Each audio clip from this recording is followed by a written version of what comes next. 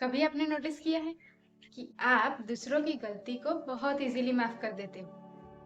आपका कोई friend mistake करे तो आप कहते हो कि कोई बात नहीं, गलती हो जाती है, नेक्स्ट टाइम ध्यान रखना। लेकिन जब आपसे कोई गलती होती है तो आप खुद से कहते हो कि मैं कितना स्टूपिड हूँ, मुझसे कुछ नहीं होता, मैं हमेशा सब खराब कर देता हूँ। कभी सोचा है आप दूसरों के लिए इतने काइंड लेकिन खुद के लिए इतने हार्श क्यों? नमस्ते beautiful souls, welcome back to elevated consciousness. आप सभी का स्वागत है you can heal your life से इंस्पायर्ड हमारी इस हीलिंग जर्नी के पार्ट नंबर 3 में। पार्ट 1 में हमने समझा था कि हमारे थॉट्स हमारी बिलीव्स को कैसे इन्फ्लुएंस करते हैं और हमारी बिलीव्स हमारे बिहेवियर और लाइफ एक्सपीरियंसेस को कैसे इन्फ्लुएंस कर सकती है। पार्ट 2 में हमने समझा था कि बचपन की बातें, पेरेंट्स, टीचर्स और चाइल्डहुड एक्सपीरियंसेस हमारे अंदर कुछ बिलीव्स क्रिएट कर सकते हैं। और आज हम उसी जर्नी का एक बहुत इंपॉर्टेंट पार्ट समझेंगे, सेल्फ लव और सेल्फ वर्थ। क्योंकि कभी कभी हमारी सबसे बड़ी प्रॉब्लम ये नहीं होती कि दुनिया हमें कैसे ट्रीट कर रही है, प्रॉब्लम ये होती है कि हम खुद को कैसे ट्रीट कर रहे हैं। अगर आप खुद से बार बार कहते हैं कि मैं इनफ नहीं हूँ, मुझसे कुछ नहीं होगा, मैं अच्छा नहीं दिखता, मैं सक्सेसफुल नहीं हो सकता, मैं किसी के लिए इम्पोर्टेंट नहीं हूँ, तो धीरे धीरे ये सिर्फ थॉट्स नहीं रहते, ये आपके अपने बारे में बिलीव्स बन सकते हैं। और फिर आपकी लाइफ के डिसीजंस भी इन बिलीफ से इन्फ्लुएंस होने लगते हैं। तो सबसे पहले सेल्फ लव का मतलब समझते हैं। सेल्फ लव का मतलब ये नहीं है कि आपको हमेशा खुद को परफेक्ट समझना है। सेल्फ लव का मतलब ये भी नहीं है कि आप अपनी हर गलती को जस्टिफाई करें। सेल्फ लव का सिंपल मतलब है कि मैं इम्परफेक्ट हो सकता हूँ, लेकिन मैं रिस्पेक्ट, काइंडनेस और केयर डिजर्व करता हूँ। आप गलती कर सकते हैं, फिर भी आप खराब इंसान नहीं बन जाते। आप फेल हो सकते हैं, फिर भी आपकी वैल्यू खत्म नहीं हो जाती। आपको कोई रिजेक्ट कर सकता है, लेकिन इसका मतलब ये नहीं है कि आप अनलवेबल हैं। अब एक सिंपल एग्जांपल देखिए। मान लीजिए आपका कोई फ्रेंड आपको फोन करता है कि एक काम था, तुम कर दोगे?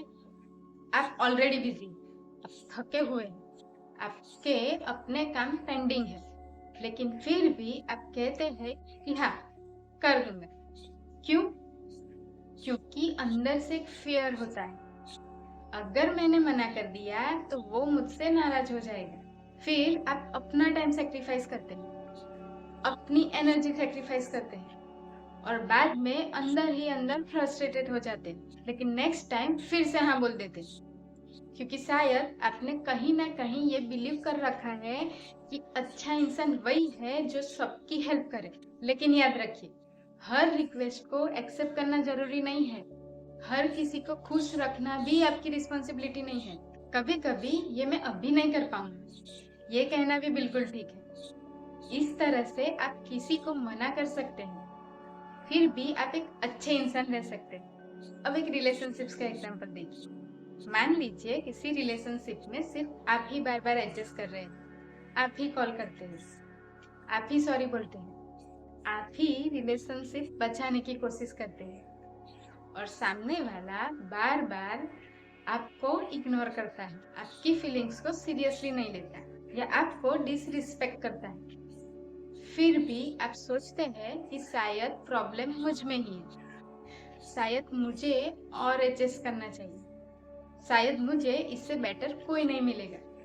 यहाँ एक इम्पोर्टेंट सवाल पूछना जरूरी है, क्या आप रिलेशनशिप को बचाने के लिए खुद को ही लूज कर रहे हो?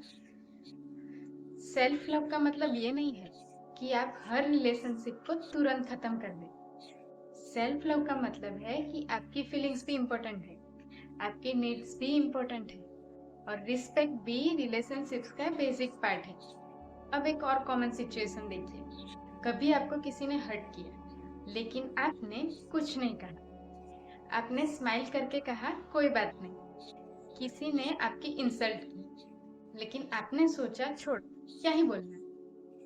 एक बार, दो बार, 10 बार आप अपनी फीलिंग्स को अंदर ही दबाते रहते हैं और बाहर से आप नॉर्मल दिखते हो, लेकिन अंदर से हर्ट और फ्रस्ट्रेटेड होते हो। फिर एक दिन बहुत छोटी सी बात पर आप बहुत ज्यादा रिएक्ट कर देते हो और लोग कहते हैं कि तुम इतना ओवर रिएक्ट क्यों कर रहे हो। लेकिन कभी कभी रिएक्शन सिर्फ उस एक इंसिडेंट का नहीं होता, उसके पीछे होती है बहुत सारी पुरानी फीलिंग्स जो आपने कभी एक्सप्रेस ही नहीं की। इसीलिए अपनी फीलिंग्स को इग्नोर मत कीजिए। आप कह सकते हैं कि मुझे बुरा लगा, मुझे हर्ट हुआ, कि मुझे गुस्सा आ रहा है। अपनी फीलिंग्स को एक्सेप्ट करना और फीलिंग्स के बेसिस पर इम्पल्सिवली रिएक्ट करना दोनों अलग चीजें हैं। अब एक बहुत कॉमन एग्जांपल देखिए। आपसे कोई मिस्टेक हो गई, आपने कोई इम्पोर्टेंट काम मिस कर दी, आपने गलत डिसीजन ले लिया और आप खुद से कहते हैं कि मैं कितना स्टूपिड हूँ, मुझसे कुछ नहीं होता, मैं हमेशा सब खराब कर देता हूँ। अब सोचिए, अगर आपका बेस्ट फ्रेंड सेम मिस्टेक करे, क्या आप उसे कहेंगे कि तू स्टूपिड है, तेरे से कुछ नहीं हो सकता, तू हमेशा फेल रहेगा? शायद नहीं। आप उससे कहेंगे कोई बात नहीं, गलती हो गई, नेक्स्ट टाइम बेटर कर लेना। तो फिर खुद से इतनी हार्श लैंग्वेज क्यों? आपने गलती की है लेकिन आप गलती नहीं हो। आप फेल हुए हैं लेकिन आप फेल्यूर नहीं हो। आपने एक रॉन्ग डिसीजन लिया है, ये आपकी कंप्लीट आइडेंटिटी नहीं है। और यही डिफरेंस सेल्फ लव और सेल्फ क्रिटिसिज्म के बीच होता है। सेल्फ लव का मतलब ये नहीं कि आप अपनी मिस्टेक को इग्नोर करें। सेल्फ लव का मतलब है गलती को एक्सेप्ट कीजिए, उससे सीखिए, लेकिन खुद को डिस्ट्रॉय मत कीजिए। अब रिजेक्शन का एग्जांपल देखिए। मान लीजिए आपको किसी जॉब के लिए सिलेक्ट नहीं किया गया या किसी रिलेशनशिप में सामने वाले ने आपको चूज नहीं किया। अब आप दो तरह से सोच सकते हैं। पहला, ये अपॉर्चुनिटी मेरे लिए थी ही नहीं, और दूसरा, मैं ही इनफ नहीं हूँ। यहाँ डिफरेंस समझना बहुत इंपॉर्टेंट है। किसी एक पर्सन का आपको रिजेक्ट करना आपकी कंप्लीट वैल्यू का प्रूफ नहीं है। किसी एक जॉब ना मिलना ये प्रूव नहीं करता कि आप कैपेबल नहीं हो। किसी एक रिलेशनशिप का फेल होना ये प्रूव नहीं करता कि आप लवेबल नहीं हो। रिजेक्शन पेनफुल हो सकता है, लेकिन रिजेक्शन और आपकी वैल्यू दोनों अलग चीजें हैं। आइए अब सेल्फ वर्थ को समझते हैं। सेल्फ वर्थ का सिंपल मतलब है आप अपनी वैल्यू को किस चीज से मेजर करते हैं। क्या आपकी वैल्यू आपकी सैलरी है, आपके मार्क्स है, आपका लुक है, कि आपके फॉलोअर्स हैं, आपका रिलेशनशिप स्टेटस है, या दूसरों का अप्रूवल है? अगर कोई आपकी तारीफ करे तो आपको लगता है कि मैं अच्छा हूँ। अगर कोई आपको क्रिटिसाइज करे तो आप सोचने लगते हो कि शायद मैं ही खराब हूँ। अगर ऐसा होता है तो आपकी वैल्यू आपके हाथ में नहीं है, आपकी वैल्यू दूसरों के ओपिनियन के हाथ में चली गई। सोचिए, अगर कल कोई आपको क्रिटिसाइज करे तो क्या आपकी वैल्यू सच में कम हो जाएगी? आपकी वैल्यू दूसरों के ओपिनियन से चेंज नहीं होती। आपकी अचीवमेंट्स इम्पोर्टेंट हो सकती है, आपकी सैलरी इम्पोर्टेंट हो सकती है, आपका रिलेशनशिप इम्पोर्टेंट हो सकता है, लेकिन इनमें से कोई भी चीज आपकी कंप्लीट ह्यूमन वर्क नहीं है। अब खुद से क्वेश्चन पूछिए, अगर कोई मेरी तारीफ ना करे तो क्या फिर भी मैं अपने काम की वैल्यू समझता हूँ? अगर कोई मुझे लाइक ना करे तो क्या मैं फिर भी खुद को रिस्पेक्ट करता हूँ? अगर मैं फेल हो जाऊं तो क्या मैं खुद के साथ काइंडनेस से बात कर सकता हूँ? अगर आंसर नहीं है तो खुद को जज मत कीजिए। हो सकता है आपने अपनी वैल्यू को दूसरों के अप्रूवल के साथ कनेक्ट करना सीख लिया, और जो चीज सीखी गई है उसे धीरे धीरे बदला भी जा सकता है। तो आज से एक सिंपल एक्सरसाइज कीजिए। जब भी आप खुद से कोई हार्श बात करे तो रुक जाइए और खुद से पूछिए, अगर मेरा बेस्ट फ्रेंड सेम सिचुएशन में होता तो मैं उससे क्या कहता? अगर आप अपने फ्रेंड से कहते हैं कि कोई बात नहीं, गलती हो गई, तो खुद से भी वही कहिए। अगर आप अपने फ्रेंड से कहते तुम ट्राई कर रहे हो, ये भी इम्पोर्टेंट है, तो खुद को भी ये याद दिलाइए। अब एक पेपर पर लिखिए कि मैं अपने बारे में सबसे हार्श बात क्या कहता हूँ। फॉर एग्जाम्पल, मैं इनफ नहीं हूँ, या फिर मुझसे कुछ नहीं होता, या फिर मैं हमेशा गलत डिसीजन लेता हूँ। अब खुद से पूछिए, क्या मैं ये बात अपने बेस्ट फ्रेंड से कहता? अगर नहीं, तो फिर खुद से भी ये बात कहना जरूरी नहीं है। उसके बदले एक बैलेंस थॉट लिखिए। मैं इनफ नहीं हूँ के बदले जो हो सकता है कि मैं अभी इनसिक्योर फील कर रहा हूँ, लेकिन मेरी वैल्यू सिर्फ दूसरों का अप्रूवल पर नहीं डिपेंड है। मुझसे कुछ नहीं होता। उसके बदले मैं हर चीज में परफेक्ट नहीं हूँ, लेकिन मैं ये सीख सकता हूँ। मुझे सबको खुश रखना पड़े। उसके बदले लिखिए, मैं दूसरों की फीलिंग्स का रिस्पेक्ट कर सकता हूँ, लेकिन सबकी हैप्पीनेस मेरी रिस्पॉन्सिबिलिटी नहीं है। और यही पार्ट 1 और पार्ट 2 से भी कनेक्ट होता है। पार्ट 1 में हमने देखा था कि हमारे थॉट्स हमारे बिलीफ्स को इन्फ्लुएंस कर सकते हैं। पार्ट 2 में हमने देखा कि बचपन की बातें हमारे बिलीफ्स को इन्फ्लुएंस कर सकती हैं। और अब पार्ट 3 में हम एक और इम्पोर्टेंट चीज समझ रहे हैं कि आपके माइंड में कोई पुराना बिलीफ हो सकता है। आपके माइंड में नेगेटिव सेल्फ टॉक हो सकती है, लेकिन इसका मतलब ये नहीं है कि आपको हमेशा उसी बिलीफ के अकॉर्डिंग जीना पड़ेगा। आप अपने थॉट्स को ऑब्जर्व कर सकते हो। आप अपने बिलीफ्स को क्वेश्चन कर सकते हो, और धीरे धीरे आप अपने साथ बात करने का तरीका भी बदल सकते हो।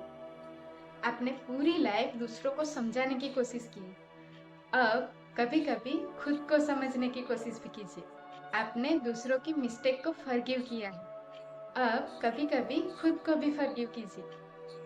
आपने दूसरों को कहा है कि तुम इनफ हो, अब कभी ये बात खुद को भी कहिए। क्योंकि हीलिंग का मतलब ये नहीं है कि आप अपने पास्ट को इरेज कर दें।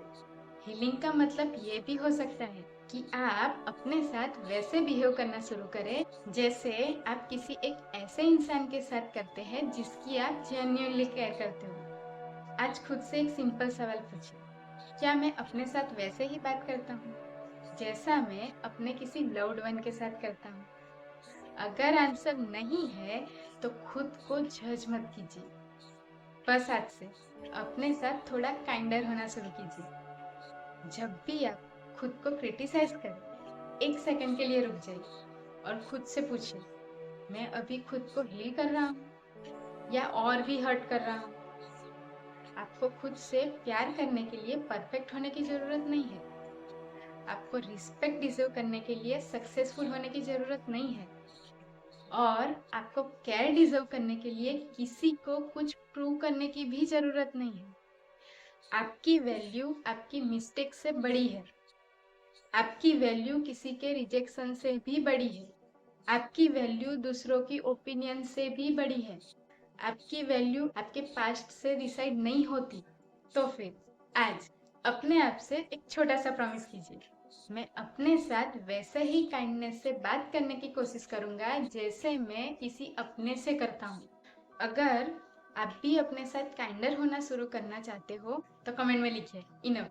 और अगर आपने पार्ट 1 और पार्ट 2 नहीं देखा है तो उन्हें भी जरूर देखिए, क्योंकि हीलिंग एक दिन का प्रोसेस नहीं है।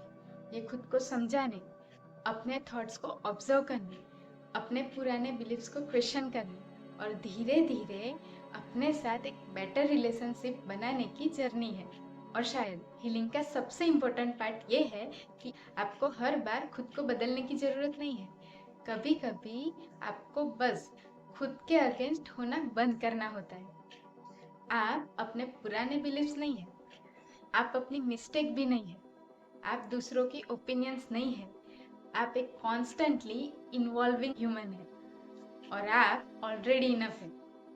नमस्ते ब्यूटीफुल सोल्स, अपना ध्यान रखिए और याद रखिए, आज खुद से थोड़ा प्यार से बात कीजिए। मिलते हैं एलिवेटेड कॉन्शियसनेस की एक और मीनिंगफुल जर्नी में। नमस्ते।